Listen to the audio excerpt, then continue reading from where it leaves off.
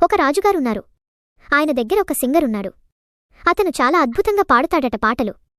అప్పుడు రాజుగారన్నారు, అద్భుతంగా పాడుతున్నావయ్యా, ఈ ప్రపంచంలో నిన్ను మించి పాడేవాడు లేడు అన్నాడంట. అప్పుడు ఆ సింగరంటాడు, నో నో నో రాజాగారు, నాకంటే మా గురువుగారు ఇంకా బాగా పాడుతారు, చాలా అద్భుతంగా పాడుతారు అనంటే రాజుగారుంటారు, అవునా? నో నో నో, నాకు అలా అనిపించడం లేదే అంటాడు. అప్పుడు సింగర్ రాజుగారిని తీసుకుని తన గురువుగారి దగ్గరికి వెళ్తాడు. అప్పుడు నిజంగానే ఆ గురువుగారు చాలా అద్భుతంగా పాడారు. తిరిగి వెనక్కొచ్చేస్తున్నప్పుడు రాజుగారు అన్నారంట, నీకంటే నీ గురువుగారే బాగా పాడుతున్నారు, ఏంటి కారణమేంటి అని అన్నాడు రాజు. అప్పుడు ఆ సింగర్ చెప్పాడంట, అయ్యా ఓ రాజాగారు, నేను నీకోసం పాడుతున్నాను, నువ్వు ఇచ్చే డబ్బుల కోసం పాడుతున్నాను, నువ్వు వేసే దండల కోసం పాడుతున్నాను, నువ్వు వేసే శాలువల కోసం పాడుతున్నాను, నేను కేవలం నీకోసమే పాడుతున్నాను.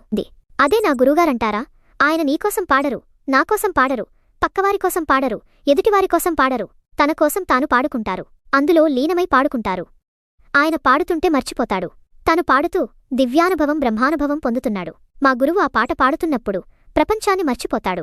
మరి నువ్వు ఏదైనా నేర్చుకోవాలనుకున్నప్పుడు నీవు ప్రపంచాన్ని మర్చిపోయి ఆ పనిమీద ఫోకస్ పెడుతున్నావా, లేకుంటే పక్కవారి కోసం పాడుతున్నావా? ఎవరైతే ఏ పని చేసినా, ఏం చదువుకున్నా, ఏ వర్క్ చేసినా తనకు ఉపయోగపడుతుందని తన కోసం తాను చేసినప్పుడే ఆ పనిలో సక్సెస్ అనేది తీసుకోవచ్చు.